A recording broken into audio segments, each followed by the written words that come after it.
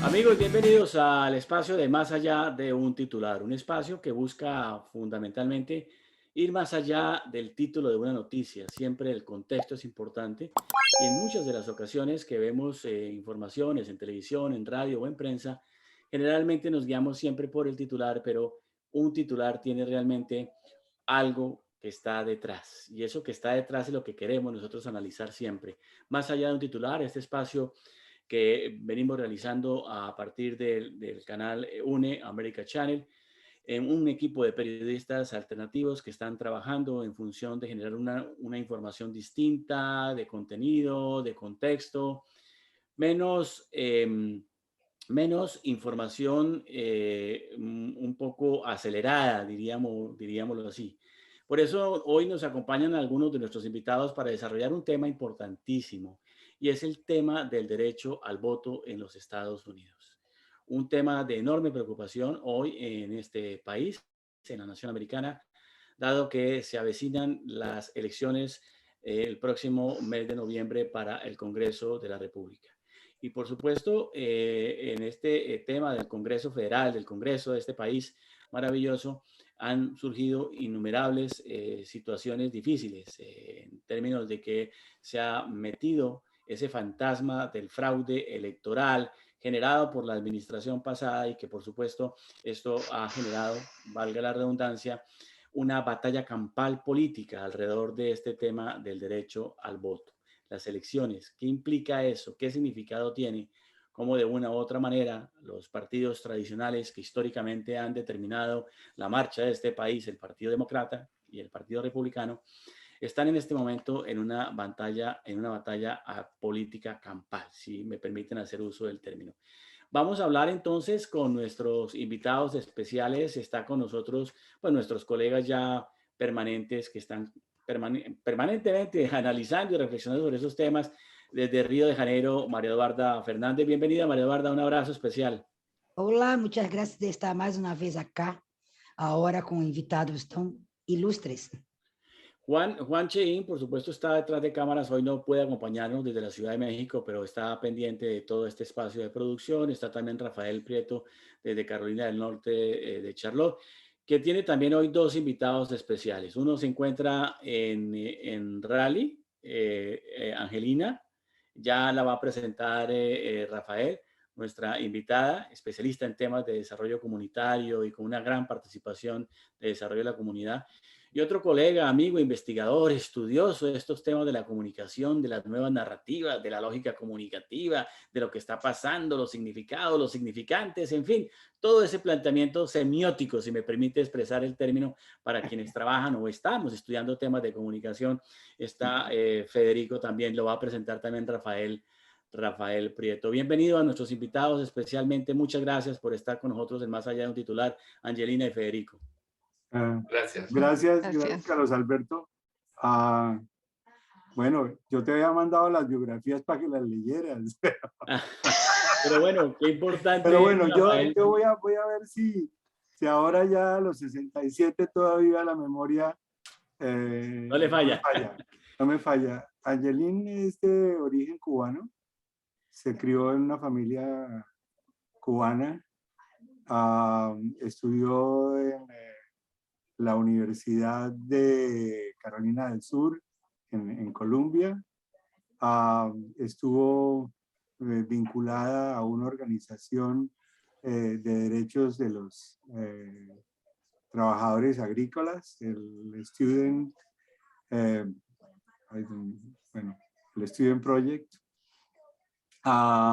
Y terminó siendo la directora del Pueblo, que es una de las organizaciones más antiguas de Carolina del Norte de defensa de los derechos de los inmigrantes. Y estuvo en el cargo de directora ejecutiva de esa organización durante más de una década, si no me equivoco. Sí, Un poco menos, pero un poco menos, pero por un meses. poco menos de una Yo década. creo que por meses, yo creo que por meses. Además, ahora está vinculada a una organización que se llama North Carolina Counts, que básicamente es como una organización vigilante de lo que está ocurriendo con el aspecto electoral y con el aspecto de derechos de los inmigrantes, de las mujeres y de otros grupos. Esa es mi presentación de Angelín, perdóname. Vive en Raleigh y le gusta el soccer. Eso sí. Me gusta jugarlo, no mirarlo por televisión, mirarlo, sino jugarlo. jugar. Sí. Está muy bien. A Federico Suberbi tuve... Suberbi Vélez, porque tiene el mismo apellido. Suberbi mío, Vélez, no se le olvide el segundo apellido, ¿no? Tuve la fortuna de conocerlo en 1982. Vamos a cumplir en agosto 40 años de habernos conocido en la primera conferencia nacional de periodismo en español. Y de ahí en adelante, pues nos hemos estado comunicando a través de los años. Nos encontrábamos frecuentemente en las convenciones de la Asociación Nacional de Periodistas Hispanos, también en las reuniones que hacía la Asociación Nacional de Publicaciones. Tenemos, pues, después de 40 años, muchos amigos en común en los medios de comunicación en Estados Unidos. Él ha estado vinculado a la Universidad de Wisconsin, a la Universidad Estatal de Ohio, la Kent State University en Ohio. También estuvo en la Universidad de Texas, en Texas, y en otra universidad de Texas, que no es la Universidad Estatal de Texas. Ha sido provost, ha sido director de todos estos lugares. También estuvo como profesor visitante en la Universidad de Leeds. ¿Cómo se pronuncia? Leeds. La Universidad de Leeds en Inglaterra, y estando allí se dio un paseo por Oxford, por todos esos centros académicos en los cuales tienen una historia y tradición en el mundo. Fueron Oxford, Cambridge, ¿qué otros? Bueno, Federico ha paseado bastante entonces por las universidades. Sí, Dejando y esa los huella paseos fueron importante. los paseos fueron para hacer presentaciones de lo que eventualmente salió el libro en Stirling, en Edimburgo, Liverpool, Sheffield. Sí, qué bien. Tenemos la portada del libro ahí, ¿no, Rafael? Mostremos la portada del libro. Además de eso, ha estado también en América Latina, estuvo en una de las universidades de Chile, en varias universidades de Brasil. Por favor, Federico, en honor a María Eduarda, cuéntame en qué universidades estuviste. Pues fui profesor visitante, fui profesor Fulbright en la Católica de Río de Janeiro, profesor visitante en la Metodista, profesor UNESCO en la Metodista de Sao Paulo, y profesor visitante en Río Grande del Norte. Así, nada, son pequeñeces, son cosas que a uno le gusta, y qué suerte que me pagan por hacer todo eso. Así que aquí con mucho gusto compartiendo otros temas con ustedes. Y ha sido premiado por la Asociación Nacional de Periodistas Hispanos, bueno,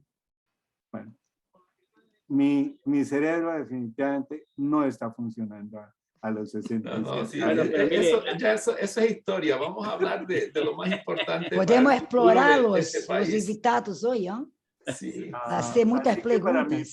Para mí sí es tremenda satisfacción encontrarme con estas dos personalidades que que han hecho impacto para la vida en Estados Unidos. Federico, un investigador increíble y una persona que ha tenido una trayectoria que va a quedar en la historia del país. Y Angeline, que de estudiante, mientras estaba en sus estudios, estuvo en la pasantía con los trabajadores agrícolas aquí en Carolina del Norte, enamorándose de eso que ha sido su vida, y es la defensa de la gente, enfrentándose a todo aquí en Carolina del Norte, en el sur profundo, donde las cosas no son tan fáciles. Bueno, pues muchas gracias, Rafael, y a nuestros invitados en este primer contacto que tenemos a través de nuestro canal UniAmerica Channel. Sean ustedes bienvenidos y esperamos que no sea la última vez ni que estén con nosotros, o sea, que nos acompañen siempre en estos temas importantes de análisis. Como decía al comienzo, uno de los puntos fundamentales que vamos a trabajar ahora es el tema del derecho al voto, las elecciones en los Estados Unidos que se avecinan a partir de este año. Y quiero enmarcar este contexto para nuestros invitados, la frase que estableció el presidente Joe Biden en un mensaje que mandó al Congreso Federal, al Senado específicamente. El presidente Biden dijo lo siguiente, comillas: el Senado de Estados Unidos debe actuar para proteger el sagrado derecho constitucional al voto, que está siendo atacado implacablemente por los defensores de la gran mentira y los gobernadores republicanos, secretarios de Estado, fiscales generales y legisladores estatales por todo el país. Dice el presidente Biden, es urgente. La democracia, el alma misma de Estados Unidos, está en juego. ¿Qué podemos decir frente a eso? ¿Realmente la democracia en los Estados Unidos, a pesar de ese fenómeno cruel, difícil, complicado que pasó el pasado 6 de enero, en el momento en que el presidente Biden iba a ser ratificado como presidente electo y ese proceso que se dio con el Capitolio, con el Congreso Federal, ¿realmente ustedes creen que la democracia en Estados Unidos está en juego o se ha debilitado? Bueno, Angelina. yo puedo empezar y yo Claro, diría que empieza. sí, Adelante. definitivamente. Lo que estamos viendo son ataques en contra de la democracia a cada nivel del gobierno en Estados Unidos. Está el problema en el Congreso, donde obviamente está el problema del filibuster, donde está paralizado. En realidad no están legislando como deberían legislar en el Congreso de Estados Unidos, ¿verdad? Eso existe. Más allá de eso está el legado del expresidente que tenemos, que en realidad debilitó mucho ¿cómo se dice? La validez de la presidencia, ¿verdad? Hemos visto tantos disparates que en realidad la gente ha perdido mucho la confianza en el gobierno federal. Encima de eso tenemos el problema de la pandemia, que supuestamente se iba a empezar a trabajar más en serio y han habido unas demoras terribles en cuanto a las pruebas, a los recursos para la gente que en realidad necesita un alivio en cuanto a la pandemia. Esos son muchos factores que están afectando a nivel federal y a nivel local. Por ejemplo, aquí en Carolina del Norte, estamos pasando por el proceso de la redistribución de distritos, donde basado en los datos del censo del 2020, que también fue un relajo con toda la pandemia y la administración previa, se está distribuyendo, dibujando los mapas que determinan de dónde se pueden postular los candidatos para representarnos. Y se están haciendo mapas que son bien injustos y hay muchas peleas ahora en las cortes. Y estamos viendo aquí en Carolina del Norte, tenemos una demanda en contra de los distritos que la legislatura dibujó. Y ahora la Corte Suprema de Carolina del Norte ha dicho esos distritos son inconstitucionales y han mandado a la legislatura a volverlo a hacerlo de forma constitucional. ¿Qué pasa? los republicanos en la Corte Suprema de Carolina del Norte han hecho una opinión en contra de la opinión de la mayoría de la Corte y han hecho eso de una forma para desestabilizar la rama judicial. Vamos a tener elecciones también para los jueces en noviembre de este año y están ahora poniendo en juego todo lo que debe ser la forma en que la rama judicial debe ser imparcial y no ser una rama política como es la rama legislativa. Así que a cada nivel del gobierno de Estados Unidos estamos viendo estos ataques hacia la democracia. Federico, usted como comunicador, como periodista, como investigador social, ¿cree usted que realmente en Estados Unidos el tema de la democracia está perdiendo confianza en la gente, en el pueblo, en las comunidades? Lo que se está perdiendo es la confianza en qué creer de lo que se recibe de distintas fuentes. Y señalaste, Carlos, al principio de la conversación, el fantasma de la mentira, de la gran mentira de la administración anterior sobre los resultados de las elecciones presidenciales. Eso es un fantasma que en vez de haber sido marginado y eliminado y conseguir un Ghostbuster para eliminarlo y erradicarlo totalmente, se ha multiplicado exponencialmente a tantos niveles que hay dudas de todo.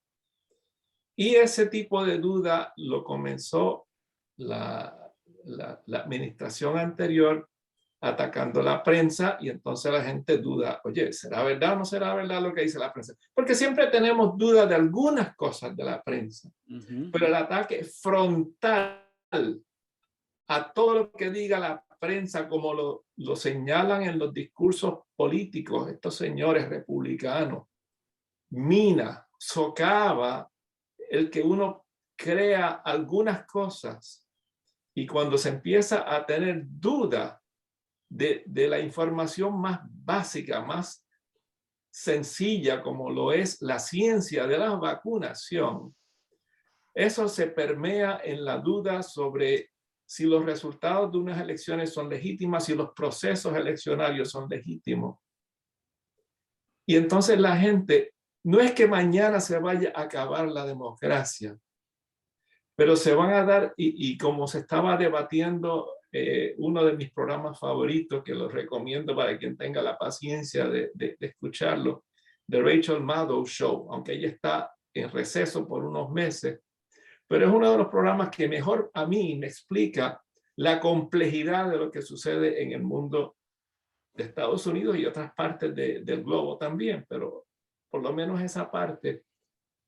Anoche en una de las entrevistas o en dos de las entrevistas que escuchaba, no es que la democracia se va a acabar con las elecciones próximas, pero sí se socava la confianza de los resultados.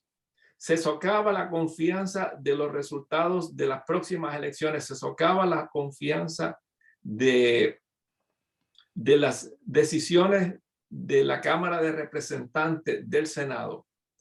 Y ante esa duda hay gente que va a decir, yo me retiro y no voy a participar en eso por tantas dudas que tengo.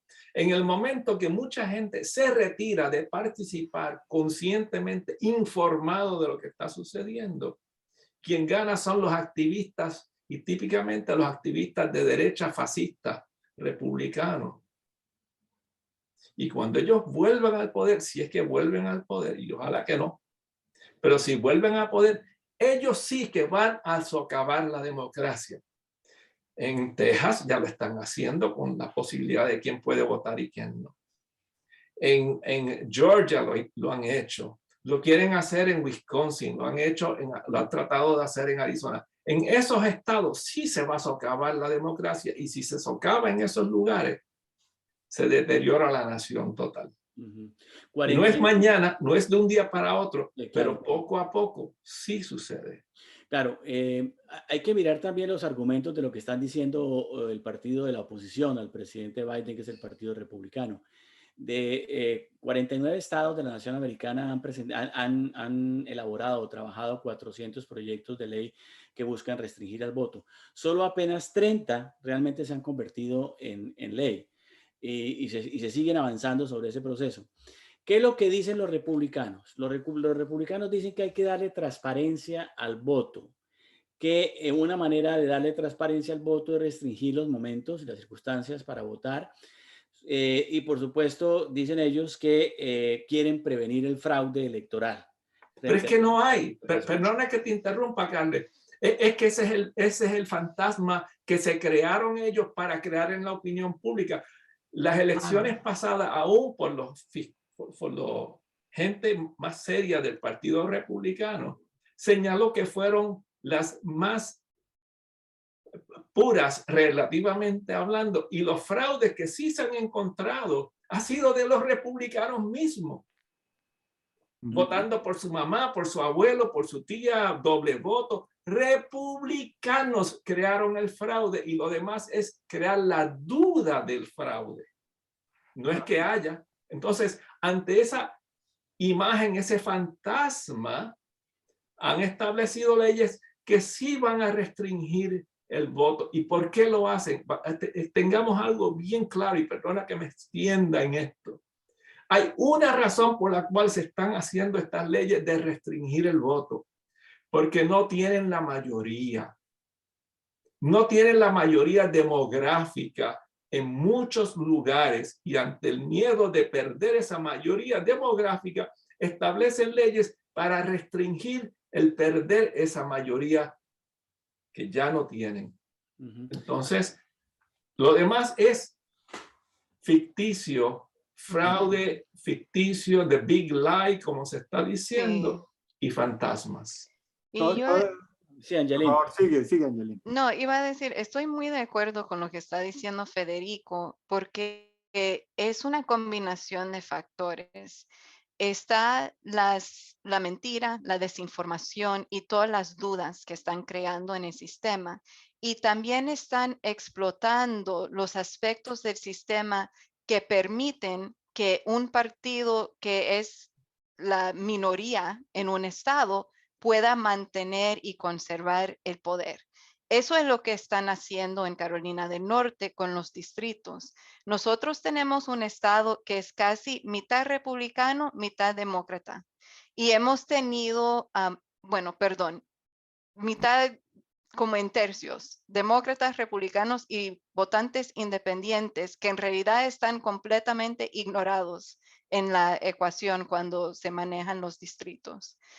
Y los republicanos han logrado dibujar mapas donde ellos siempre van a tener la mayoría en las elecciones de las posiciones en la legislatura estatal y también en el Congreso.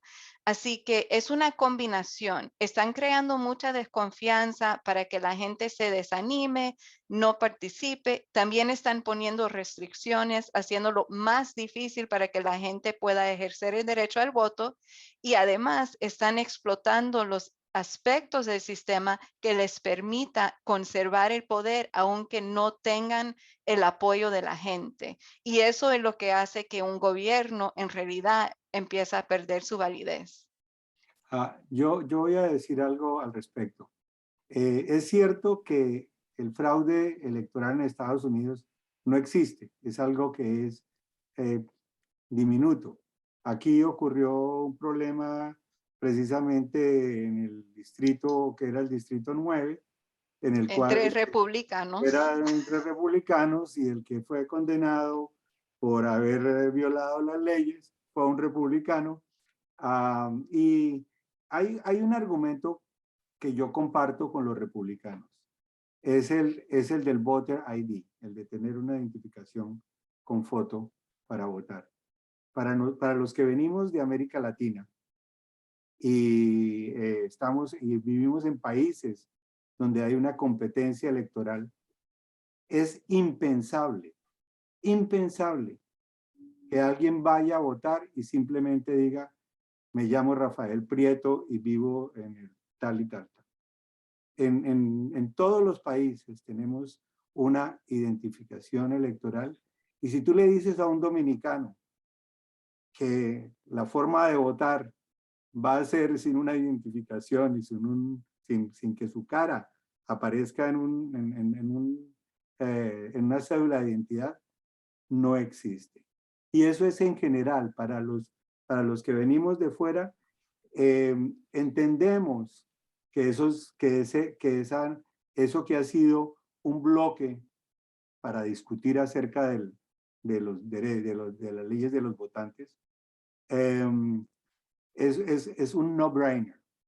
Nosotros creemos que eso se debería hacer de esa manera, que entendemos perfectamente las limitaciones que tuvieron los afroamericanos en los 60 para poder tener una identificación con foto o una licencia de conducir.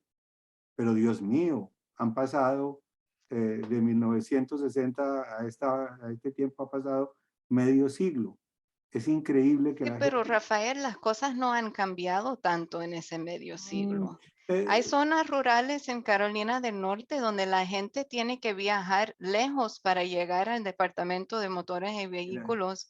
Y si tú no manejas, más que todo, son personas de color y personas mayores, personas que ya no manejan, que no tienen las identificaciones. La otra cosa que tienes que ver en la forma en que ellos diseñan esas leyes, las propuestas que no, han eso es puesto sobre diferente. Voter ID, porque muchas veces ponen, está bien esas clases de identificación que hay más gente blanca que tiene acceso y otras clases de identificación que son más Ahora, populares entre los jóvenes no las incluyen. con lo que yo estoy en desacuerdo es con la oposición a rajatabla del Partido Demócrata de no aceptar que haya identificaciones. Yo creo que la labor del Partido Demócrata y la labor de la gente que está a favor de que no haya identificaciones es establecer los mecanismos para darle a esa gente sus identificaciones, para proveerle el transporte y llegar a los lugares. $10 cuesta, creo que aquí en Carolina del Norte, identificarse. Identificarse es para entrar en un hospital, identificarse es para subir en un avión, identificarse identifica estar integrado. Para entrar en un bar. Integrado a la sociedad. No puede ser que esa sea la barrera que tenemos hoy en día para que empecemos a discutir las cosas importantes con ellos. Si nosotros quitamos esa barrera y decimos, ok, va a haber Voter ID y vámonos por las licencias de conducir y por 2 o 3 identificaciones más y ya, y nos arreglamos. Pero esto de ser proteccionistas, de ser paternalistas con un sector de la sociedad, no es lógico. La estadística que se hizo hace unos años, ahora no recuerdo si fue el Centro Brenner, creo que fue el Centro Brenner que lo hizo en 2015 o una cosa así, salían un 11% de todos los votantes del país que no tenían identificación. Y en estos momentos estamos en una encrucijada de que no se pueden aprobar las leyes del voto a nivel federal porque la primera barrera es el Voter ID. Claro, pero mire, lo que dice Angelín me parece que es sensato, Rafael, en el siguiente sentido. Este es un país con una enorme extensión territorial y hay una población fuerte, considerable en las zonas rurales. Lo que dice Angelín, viajar son 2, 3 horas para ir a conseguir una licencia para poder votar. Es decir, claro, pero eso no debe ser un impedimento. No, lo que pasa es que precisamente en el medio de la discusión está esto. Es decir, se considera, ya la mayoría de estados han establecido el Voter ID. Es decir, 37 de los estados han establecido algún tipo de Voter ID. Pero a nivel de las leyes que se están discutiendo en el Consejo, la ley de los votantes, la ley John Lewis y demás, está eso. Lo que tú estás diciendo, Rafael, es que se debe quitar eso de la mesa para poder negociar y ampliar el acceso al voto de otras formas. Claro. Yo entiendo tu punto, pero siento que hay que tomar en cuenta la trayectoria de estas limitaciones, las restricciones al voto y cualquier costo que hay para una persona para poder ejercer el derecho al voto es casi como un castigo. Para algunas personas $10 no es nada. Para otras personas $10 puede ser significante.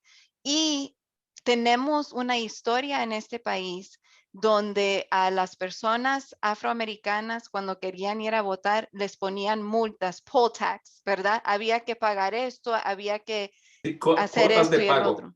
Sí, cuotas para poder pagar. eso, exactamente. Así que hay que ver, tú estás pensando en esto como algo práctico, pero también hay que ponerlo dentro del contexto de lo que dijo Federico, que es que en realidad este fraude que ellos dicen que quieren prevenir no está sucediendo. So hay que Entonces, llamar a la conciencia que no debemos implementar políticas que en realidad no tienen ningún fundamento en la realidad de lo que se está viviendo en el país. Si ellos en realidad estuvieron dispuestos a ampliar el acceso al voto, no empezarían con Voter ID. Mira, Federico, quiero, Espera, Rafael. Adelante, Federico. sí, la identificación de quién tú eres para hacer muchas cosas es indispensable para poder guiar, para tener seguro médico, cantidad de cosas, se hace falta una identificación. Son pocas las personas que van a decir, pues no hay que tener identificación para votar, yo digo que soy yo y se acabó. El problema no es que no se tenga ninguna identificación, el problema es qué identificación es aceptable. Porque créeme que es inconcebible que una tarjeta de identificación porque soy dueño de una arma de fuego casi ilegal es aceptable para votar, pero mi tarjeta de identificación como estudiante no es aceptable. bueno, ¿Para qué? ¿Para votar? perdón, y yo me callo inmediatamente después de decir estas palabras para la discusión. El problema es que se establezca como requisito que no haya identificación, que es el concepto que se ha tenido hasta ahora. No debe haber voter ID y considerar cualquier Pero ¿qué iniciativa de significa voter ID. identificación? Una identificación es un documento que le permite darle a usted validez como usuario, como consumidor, una identificación, una foto de un supermercado, en fin, no sé. Bueno, yo no. estoy más familiarizada con el proceso aquí en Carolina del Norte, donde se pasó una ley para requerir que cada votante presentara una identificación con foto en las urnas al momento de ir a votar. En realidad esa ley fue, la Corte dijo que no era constitucional, así que no ha entrado en efecto. Pero el hecho de que cuando yo voy a votar, yo no presento una identificación con foto. Lo que yo hago es yo firmo en un libro diciendo que yo soy Angelina Echeverría, vivo en tal lado y ya me registré para votar. Cuando yo me registré por primera vez, tuve que proveer o los últimos dígitos de mi número de seguro social o mi número de licencia de Carolina del Norte, y la Junta Electoral validó eso antes de que yo fui a votar. So, el hecho de que el día no estoy presentando una identificación adicional no quiere decir que nunca verificaron mi identidad. Esa es la otra cosa que hay que tomar en cuenta. Ya hay procesos que están funcionando. Después de cada elección hacen una auditoría para ver si hay fraude o no y cuál es el proceso, y si hay deficiencias, hacen cambios dentro de los procedimientos de la Junta Electoral. Así que esta idea de que si imponemos una identificación, hay que tomar en cuenta lo que está diciendo Federico. ¿Cuáles son las identificaciones que en realidad van a validar? No tenemos como en El Salvador el DUI, que es el documento único de identificación. Bueno, lo que estoy diciendo es que en Estados Unidos no existe. Existe la tarjeta de seguro social, pero ¿qué pasa? No lleva foto. No tiene foto. No, Y mucha gente pierde la tarjeta también. Esa es la otra cosa. Yo quisiera señalar lo siguiente. si bien estamos hablando del problema de la identificación necesaria e indispensable de alguna forma, Angelina ya estableció que el primer nivel de evitar el fraude es cuando se presenta para solicitar el derecho al voto. Si no has demostrado eso para registrarte como votante, no vas a estar en la lista de votantes. Ok. Entonces, pasado eso, el problema es las trabas que se están poniendo para quienes tienen identificación, a dónde se vota, en cuáles son los lugares en Houston, donde había no sé cuántos lugares, 11 lugares para dejar el voto, para depositar el voto en una cajita. Ahora los eliminan todos menos uno, donde para poder votar allí, quienes puedan votar allí, que no puedan estar presentes, ahora tienen que estar viajando 2 y 3 horas para poder depositarla en una caja. Entonces, los sitios de votar que eran para los afroamericanos los domingos que iban a hacer y hacían el voto temprano, eliminado y prohibido. El que tú puedas darle agua a gente que está en una fila esperando para votar 3 horas, 4 horas, porque la fila eliminaron tantos lugares que menos lugares para votar. Y está prohibido y te pueden meter preso por llevarle una botella de agua o darle pizza. Esas son las trabas a la votación y a la democracia. Es un acto de estupidez. Esas son las luchas que deberíamos tener como prioridad de la ampliación de los días de votación temprana, de asegurar que el voto por correo sea aceptado y que no le ponga restricciones al voto por correo, de lo que habían prohibido aquí en Carolina del Norte por un rato, que era promover la inscripción de los muchachos en las escuelas, que se iba a las escuelas y se inscribía a los muchachos preparándolos ya para entrar en el padrón electoral. Pero nuevamente, yo te digo, si tú le dices a un argentino que va a ir a un lugar, a un precinto electoral, y que no va a tener su identificación social, pero Rafael, para mí eso es secundario. Eso es secundario porque asumiendo que se establece una necesidad de una identificación el día que vas a votar y presentas tu licencia o lo que fuera, asumiendo que eso se resuelve.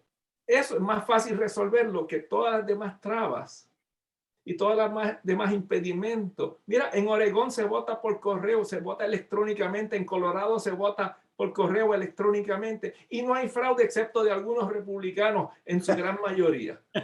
Entonces, lo que pasa es, vuelvo al punto clave de esta conversación y de otras que van a estar subsiguientes en estos próximos meses. Los republicanos, por cambios demográficos y cambios de ideología de la gente, ya no están tan aferrados a su partido y hay más gente que son o independientes o demócratas. Y entonces pierden la posibilidad de mantenerse en el poder y por eso establecen leyes, rehacen los distritos para mantenerse en el poder, aunque sean minoría. En Wisconsin, Carolina del Norte, posiblemente Texas, son muchos lugares que son minorías de gente que votaría republicano, pero son mayoría los que salen electos por la manipulación del distrito. Sí. Y aclaro algo, eso no es nuevo de los republicanos. Los demócratas lo hacían, los demócratas lo hacían, pero no era en una época cuando estaba polarizada la población y no hacían, aunque fueran minoría, no ganaban la mayoría, porque era una distribución mucho más equitativa, relativamente hablando, que la desigualdad que están imponiendo los republicanos. María Eduarda iba a decir algo. Bueno, adelante.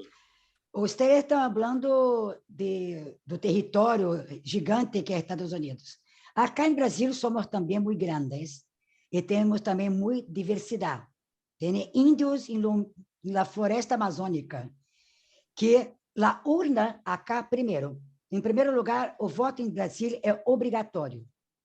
Todos os brasileiros acima de 18 anos têm que votar.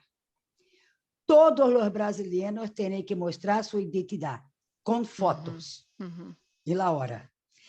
E acá temos, desde São Paulo, que é uma população enorme, de favelas também, de pessoas que também não têm plata para sequer pegar o autobus para votar, hasta Floresta Amazônica, que todos os anos se mostra que a urna tem que pegar dos barcos, caminhar léguas para os índios votarem.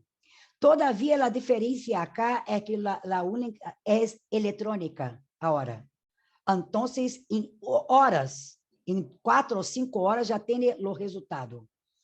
Quando a urna era de papel, e meu padre foi político em Brasília, ele me contava de uma roubo. Isto tem um livro de Getúlio Vargas, que foi a família Vargas, que foi a família que manda em Brasília, era a família Kennedy de Brasília, por anos, de Getúlio Vargas e Amaral Peixoto. E ele conta isso no livro. Este episódio que meu papá contava cá no estado do Rio, que tinha uma votação na Assembleia Legislativa, os deputados de estado, e que eram 2 deputados que estavam lá solucionando que iria assumir, e que este deputado virou-se para Amaral Peixoto, que era um senador poderoso acá no estado do Rio, e disse: eu tenho que ganhar, vou ganhar de qualquer forma. Sabe o que ocorreu? E todos os deputados, incluindo meu padre, a maioria eram 57 deputados, 37 disseram que iam votar no X. Solamente 20 disseram que iam votar no Y. Bueno, ocorreu a votação em papel, este tempo era em papel, e o Y foi o ganador. Então, foi uma discórdia, como se pode ser, os deputados disseram que votaram em X. O que passou, isso está em livros, foi que o Y roubou. Como? Botou uma bancada de flores, imagina isto. Um office boy foi falar com ele e cambiou os votos. Então, votar em papel é muito mais fácil de roubo. Agora, entrando em Brasil, todo o que estão falando acerca de los republicanos, de Trump, nós temos o hijo de Trump acá, que é Bolsonaro. A guerra é a mesma. Bolsonaro agora impõe que a urna eletrônica são falsas. E a Suprema Corte, ou seja, os juízes estão dizendo que não, a urna eletrônica é verdadeira. Então, o jogo de la duda vem de uma pessoa, Steve Branson, que é o publicitário que fez a campanha de Trump e fez a campanha de Bolsonaro. Esse joga o mesmo jogo que temos aqui cátedra, Frederico, na comunicação e na política, e a mim me parece que há túnel, subtúnel, através de Telegram, através de WhatsApp, de brainwashing. Agora, por exemplo, mira isto. Ele tem horror a comunistas são os piores do mundo, e blá, blá, blá, blá, blá. E são as viejas que votam nele, são os evangélicos tontos que votam neles, os countrymen, agrobusiness que votam nele. Então, são pessoas que não têm, muitas delas não têm muita cultura, não vêm de universidade. Então, acá, como nos Estados Unidos, há-se o mesmo golpe. Desvalorizar a ciência, das universidades, e o periodismo, of course, com as fontes de pensar, de ter senso crítico. Então, isso é muito claro. Vamos destruir a prensa e vamos destruir a ciência, ok? Para além disto, eu tive que ir agora à Rússia se encontrar com o Putin. E eu pensei, como ele... E ele começou a fazer uma campanha que nazistas eram o mesmo que comunistas e que comunistas mataram menos que nazistas, sem saber que foi a Rússia que terminou com o nazismo, combateu Hitler. Então, eu estava escutando periodistas cá em Brasília que estavam argumentando uma coisa muito interessante. Este é o jogo. Uma mentira dita muitas vezes vira uma verdade. Então, eles tiveram memes acá em Brasil dizendo que assim que Bolsonaro entrou na Rússia, Putin botou a sua tropa para trás contra a Hungria. Claro que é um meme. resolvió Pero los- es un meme creado por la derecha extrema. Es un meme que la vieja, que lo tonto de agrobusiness, que lo estúpido de evangélico começa a acreditar. Este é o jogo de la desinformação. Então, voltando ao voto, acá em Brasil, solamente para registrar isso, o voto é exigido, todos têm que votar, e acá é eletrônico, e todo o Brasil tem urnas espalhadas, incluso no meio da floresta amazônica. Ujú. Es bien interesante lo que estás diciendo porque han hecho un esfuerzo para hacerlo no solamente obligatorio, pero realista también para la gente, que haya acceso. Aquí hay muchas cosas que se podría hacer para hacer el voto más, que más gente tuviera acceso. Ahora mismo en Estados Unidos se vota un día martes, entre semana, no es ni siquiera fin de semana, no es feriado, no es nada especial, no hay transporte para la gente. Sí hay grupos no gubernamentales que sí hacen esas cosas, pero el gobierno no invierte en hacer que el voto sea algo que todo el mundo pueda accesar. Sim. Isso não é nada democrático, Pero mira, hay un punto todavía. que me parece importante escuchándolos a ustedes hablar. Si bien el voto es una herramienta para ejercer la democracia, ¿estamos de acuerdo? Claro. Y Ujú. si es así, quiero referirme también un poco al sentido de la democracia en la participación activa de quienes toman la decisión de votar a conciencia y no manipuladamente, como se ejerce en muchas regiones del mundo o naciones del mundo. Recientemente ustedes recuerdan que se publicó el índice de la democracia en un informe de The Economist, en donde se establece muy claramente que esos indicadores muestran cómo se da como resultado una democracia en retroceso en el último año, del año 20 al año 21, un retroceso. Estados Unidos está ahí en ese indicador de democracia en retroceso. Es decir, bajamos a nivel global del 54, que tengo los datos, de 49.4% en el 2020 al 45.7% del 2021. ¿Eso qué nos está demostrando? Nos está demostrando que hay un peligro serio frente a ejercer la democracia.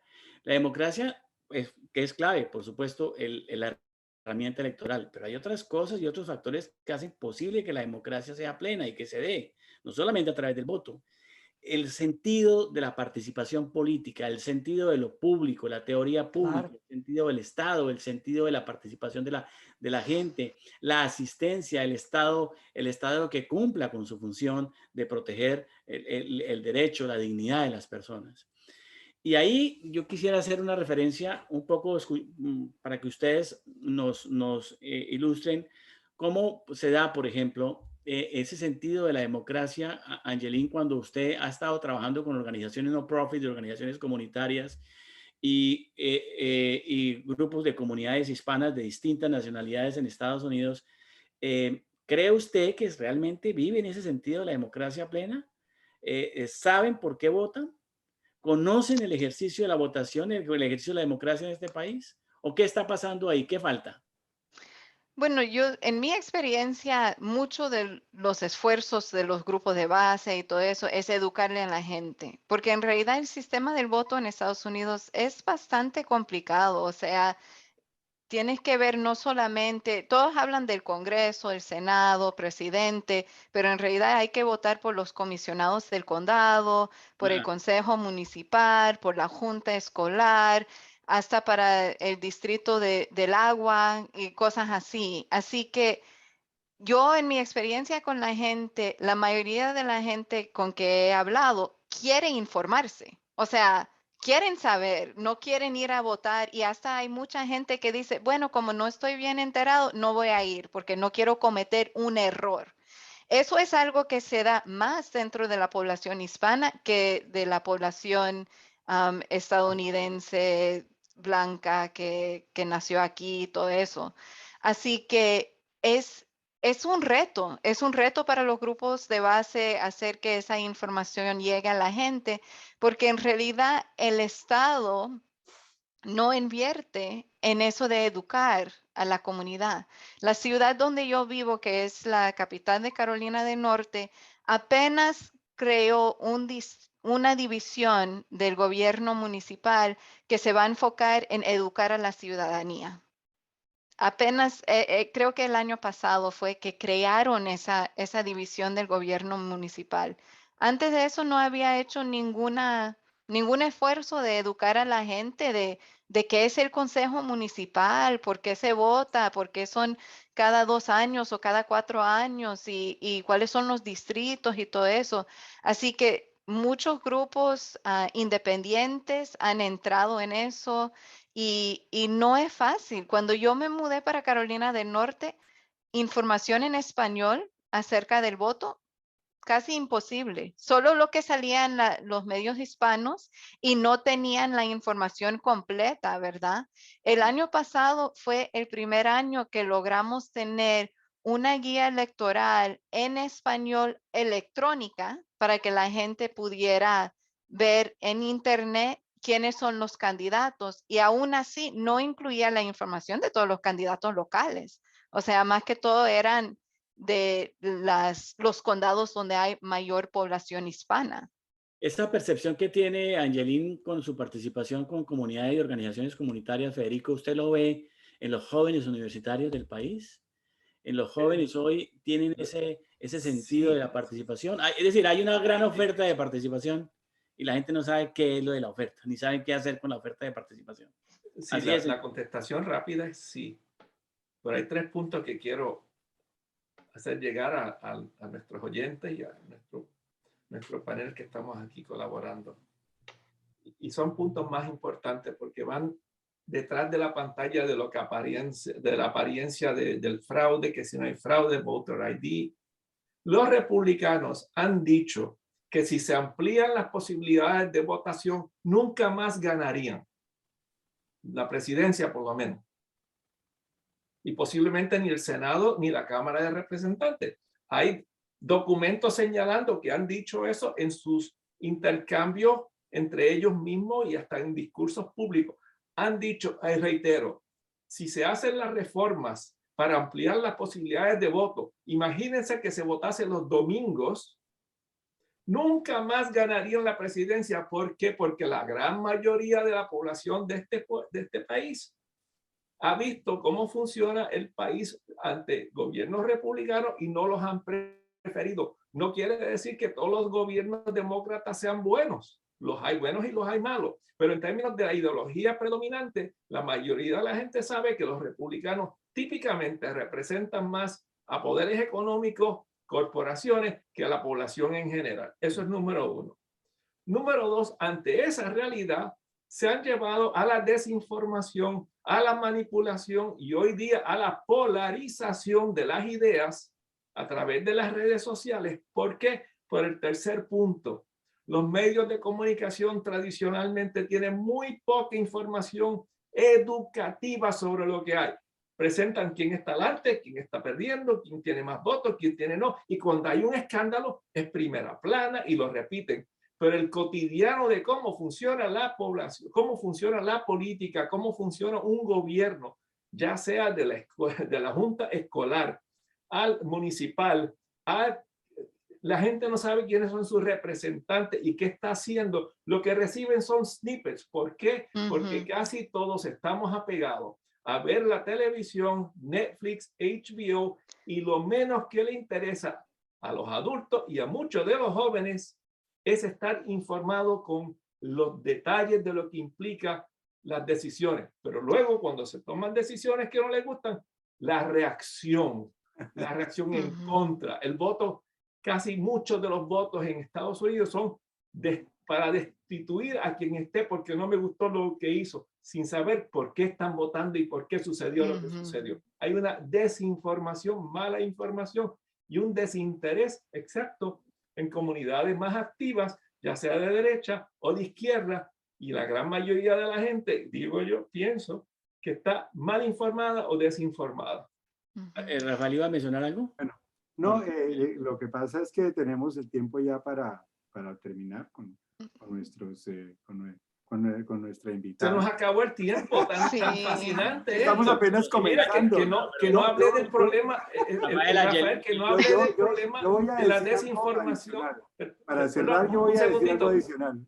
Que no hable de la desinformación y la falta de información en español en los medios, pero para eso está mi libro. Claro, Ah, para eso mi está libro. el libro. Eso lo vamos a hablar ahora. Porque Mira, miren una cosa, yo les voy a dejar de tarea algo para la próxima reunión que tengamos sobre este mismo tema. Y es que mi experiencia, específicamente en la comunidad hispana, es que a la gente no le importa. No les importa.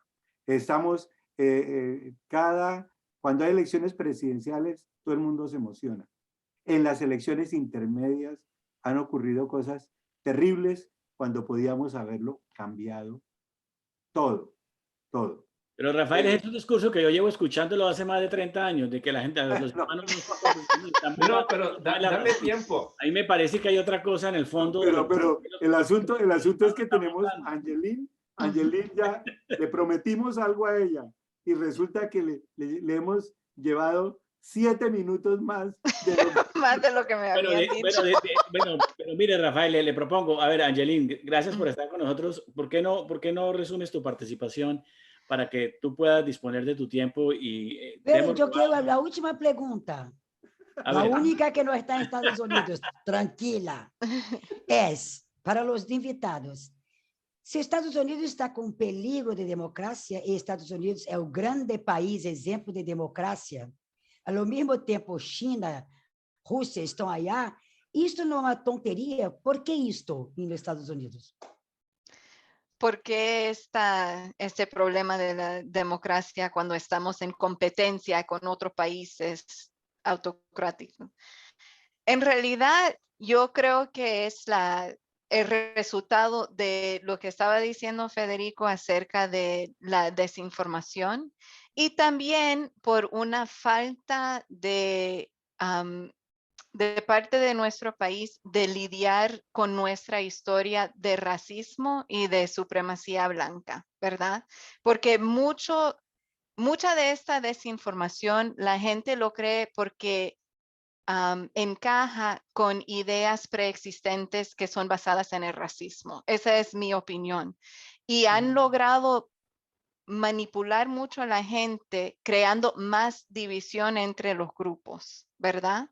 Y eso hace que estamos más desunidos y hace más fácil que una persona como Trump o Bolsonaro pueda entrar y manipular esas divisiones que ya existen, pero puedan aprovecharlos por sus propios beneficios. La otra cosa que quería decir, no es para resumir mi participación, pero es otro punto que creo que una de las razones por la cual la desinformación ha logrado llegar tan fuerte a nuestras comunidades es también por los cambios en las industrias, en la industria de las comunicaciones, que ya no tenemos medios locales como el periódico tradicional que había, que cubría las elecciones y todo lo que estaba pasando con el Consejo Municipal. Ahora tenemos muchas más opciones y no hay opciones de calidad en muchos casos, ¿verdad? Que la gente por se eso encuentra que existe manipulada. más allá de un titular. Es la lógica Sí. de la industria tecnológica. Eso, para resumir, hay que ir más allá de un titular. Bueno, Angeline, muchas gracias. Muchísimas gracias. Federico, quisiera agregar algo especial sobre lo que hemos hablado. Nos vamos con más interrogantes que respuestas. Sí, tenemos que seguir la pelea. Quedaron como 3 rounds con la cabeza. Bueno, estoy a la orden para la siguiente invitación. Mire, ya de por sí sale ya un tema importante y es el tema de la industria tecnológica y la manipulación de la conciencia. Que eso tiene que ver con factores eminentemente culturales. Hay una industria cultural detrás que es necesario desenmascarar y ponerla a consideración de la gente. No solamente aquí en Estados Unidos, en América Latina pasa igual. Muchas gracias. A ver, Federico. Ya. Me tengo que ir. Hasta luego. Bueno, chao, Angelina. Sigan grabando ustedes. Nos quedamos con Federico, Gracias, Angelina. Un abrazo. Gracias, mucho gusto. A ver, Federico. Confío que haya una oportunidad de abundar sobre estos temas directamente, porque es precisamente los cambios de mi análisis. Yo que llevo 40 años estudiando los medios de comunicación, he visto cómo han cambiado a través de las décadas con la industria, la forma, etc. Pero pensemos y tengamos la capacidad de entender qué distinto sería la sociedad si desde jóvenes en las escuelas una de las clases indispensables fuese: vamos a estudiar qué sucede en tu entorno contestando 3 preguntas. ¿Quién tomó la decisión? ¿Cómo se tomó la decisión? ¿Y quién se benefició y quién no se benefició de esa decisión? Empecemos por las decisiones en su hogar cuando usted tiene ya mayor de edad, que puede participar en el proceso. ¿Quién decidió, cómo se decidió y quién se benefició y quién no se benefició? Comencemos ahora, vamos a ver ese análisis en el ámbito de su club de recreo, en su club de deporte. ¿Quién decidió, cómo se tomó la decisión y quién se benefició y quién no? Vamos a ver vamos a contestar esas preguntas en el currículo escolar. ¿Quién decidió cómo y quién se benefició y quién no? Vamos a ver cómo se tomó esas decisiones en la alcaldía, en la ciudad, en el consejo municipal. Entonces, en la Cámara de Representantes y en el Senado. Cuando se contestan esas 3 preguntas, lo cual los medios de comunicación casi nunca ofrecen, ni en español ni en inglés, se crea una conciencia. Espérate, pero ¿por qué se tomó esa decisión? ¿Cómo se tomó esa decisión? Y mira quién se fastidió por esa decisión. Es que la gente no sabe, no lo entiende. Entonces, volver al senso crítico, ¿no?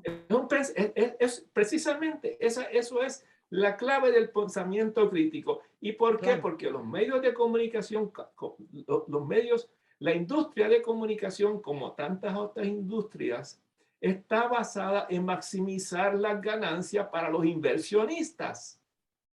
Punto.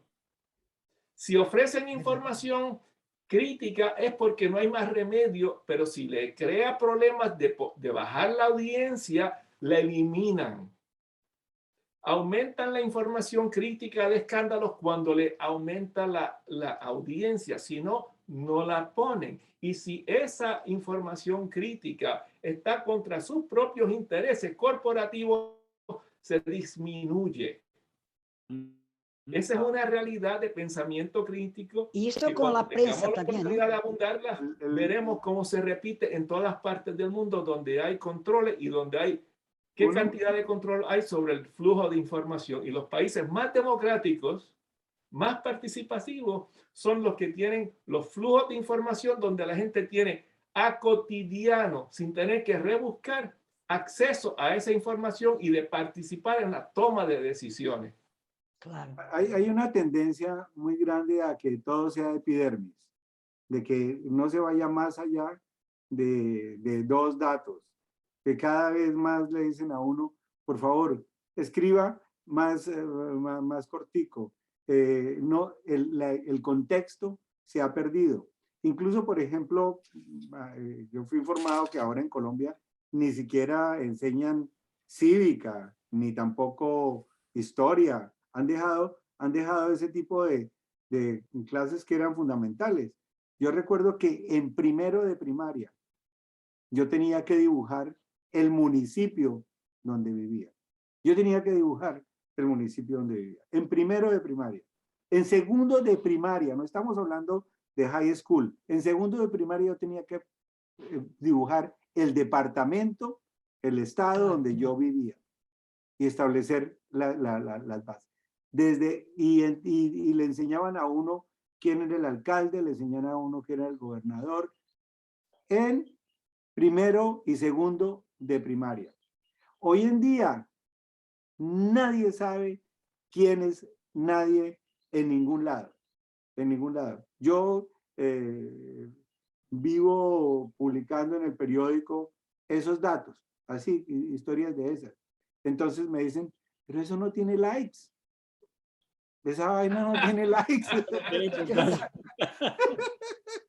Claro. Está cancelado. Escribe más cortico acerca del asunto. Mira, hablemos de eso, de cómo, Federico, enfrentar eso. Aquí hay cerca de 15,000 puertorriqueños en el condado. No, los puertorriqueños no necesitan hacerse ciudadanos para votar ni nada de estas cosas. Mijo, vino el gran combo de Puerto Rico aquí a Charlotte. Tuvimos casi 40,000 personas reunidas. Entonces fueron la gente que, para inscribir votantes, en un día en que había 40,000 votantes en un parque, se inscribieron 9 personas. Imagínense ustedes. Yo todos los años me paraba en el festival puertorriqueño, me paraba en el podio y los regañaba. Les decía, ustedes, miren, ustedes pueden cambiar la vida de esta ciudad, ustedes pueden poner el alcalde, ustedes pueden poner la junta de comisionados, ustedes pueden hacer lo que se les dé la gana acá. Muy duro, muy duro. Hablemos de eso. Lo mismo está pasando con los boricuas, lo mismo está pasando con los boricuas aquí en el centro de la Florida y en parte. Precisamente. Hablemos de eso en otro eso va a ser otro. Eso va a ser otro tema de otro programa sobre la participación de las nacionalidades. Pero yo no quiero verte ir con esa cara de tristeza. No, señor. Usted me ha dejado. Talvez não se sintam, não tenham pertencimento, não se sintam nem americano, todavia nem mais puertorriqueño, talvez. Claro. Entonces, hace tu vida bueno, vamos, y... María Eduarda, vamos cerrando ya nuestro Claro, espacio. claro. Hemos pasado más del tiempo. Les prometemos que vamos a continuar con nuestros invitados para otros temas importantes que ya se han colocado aquí en la agenda de discusión. Gracias por participar, por estar con nosotros y los volvemos a encontrar en Más Allá de un Titular la próxima semana. Para todos, nuestro saludo afectuoso. Gracias a Federico, Angelín, María Eduarda, Rafael. Hoy ha sido un tema bastante interesante, polémico como de costumbre, y luego seguimos la pista en este proceso de la democracia en los Estados Unidos. Para todos, un saludo especial y volvemos a encontrarnos. Gracias. Gracias.